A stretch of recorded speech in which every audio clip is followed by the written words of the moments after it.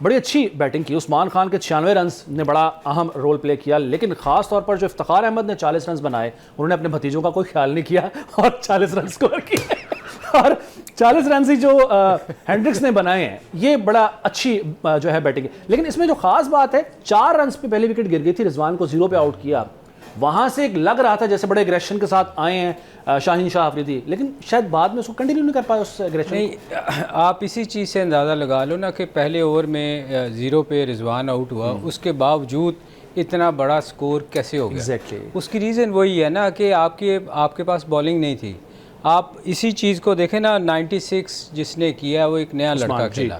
ये पहले एक दफ़ा मेरा ख्याल इसने 100 किया था, ये पता नहीं कहाँ गायब हो जाता है। 2 साल पहले भी इसने बड़ा तेज़ 100 किया था, बहुत कम बॉलों पे, और उसके बाद ये गायब हो गया था। पता नहीं इसको फिर कहीं गायब ना हो जाए।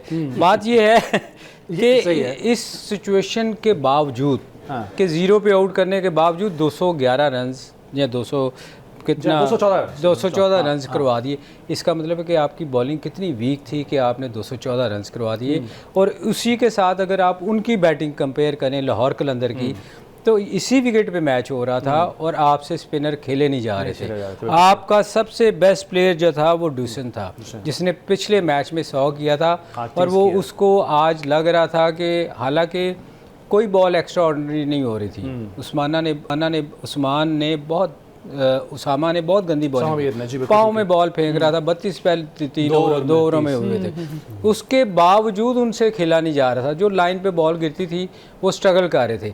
तो मतलब ये है कि मुल्तान ने कोई कमाल नहीं किया, कमाल लाहौर कलंदर का था, जिनका कम्बिनेशन ही कोई नहीं था ना। उनके पास स्पिनर अगर अच्छे होते तो मेरे ख्याल में लाहौर टोटल नहीं होना था, मुल्तान सुल्तान इतना हो ही नहीं सकता था। ठीक, किसी सूरत नहीं हो सकता। बिल्कुल ठीक। स्टार्ट बड़ा अच्छा हुआ, 0 पे आउट किया रिजवान को, एक बर्डन पड़ जाता है, प्रेशर पड़ जाता है। उसके बावजूद अगली विकेट जाके गिरती है 74 रन पे। बॉलिंग है नहीं, या वही हम जैसे बात करते हैं कि सही तरह इस्तेमाल नहीं की गई। देखिए, एक रिप्लेसमेंट भी नहीं है, दूसरा जो है वो भी सही तौर पे इस्तेमाल नहीं कर रहे। आप देखें कि क्रिकेट की एक सेंस होती है, आप अगर उसको सेंस के अबव जाकर खेलेंगे तो फिर आप जो रिक्वायर्ड रिजल्ट होंगे वो हासिल नहीं कर सकेंगे। आप देखें, टेस्ट मैच हो जाते हैं, अब अगर स्पिन पिच होगी तो वहाँ पे 1-2 स्पिनर लगेंगे, वो पूरी टीम को आउट कर देंगे। आप तीसरा या चौथा बॉलर वहाँ पर नहीं लाते। सीम पिच बनती है तो वहाँ पे जो सीम बॉलर होते हैं, 2 सीम बॉलर आते हैं, 5-5 विकेटें लेते हैं, टेस्ट मैच खत्म कर देते हैं। यही T20 क्रिकेट में भी होता है कि अगर स्पिन पिच है, जिस तरह हम कह रहे थे स्लो पिच है, तो उसके हिसाब से आपको बॉलिंग करनी चाहिए थी। अगर आप एक स्पिन पिच पे आप 7 बॉलर से बॉलिंग करवाएंगे ना, तो फिर 214 रन भी मैं कहता हूँ कि अभी थोड़े किए हैं उन्होंने। 250 रन होने चाहिए थे।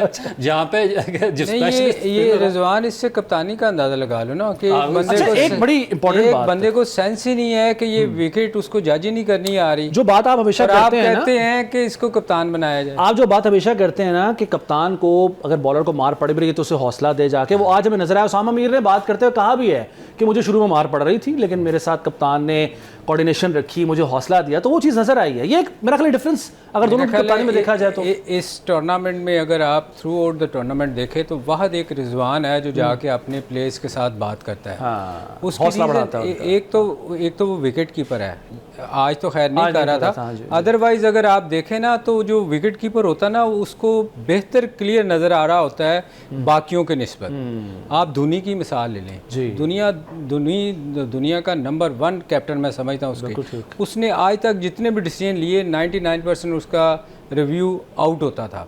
उसकी रीज़न ये थी कि उसको क्रिकेट की सेंस थी।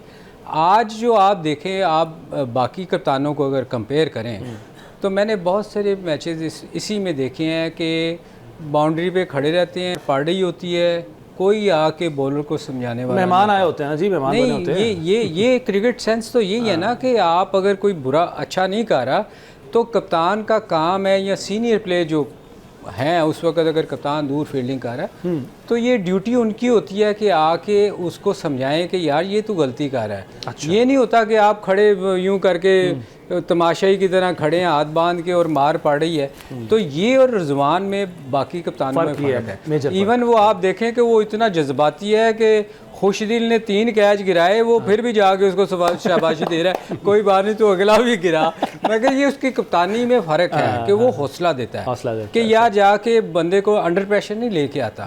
वो एक कहता है कोई बात नहीं, हो गया, अगली दफ़ा तू करे, आगे बढ़ो। तो ये एक अच्छे कप्तान की निशानी होती है कि वो जाके ना अपनी टीम को उठा के रखता है, बजाय देखिए जब कप्तान गिरता है ना, जब वो सर फेंक के खड़ा हो जाता है तो बाकी टीम वैसे गिर जाती है। बिल्कुल ठीक। तो ये उसमें एक अच्छी चीज़ है।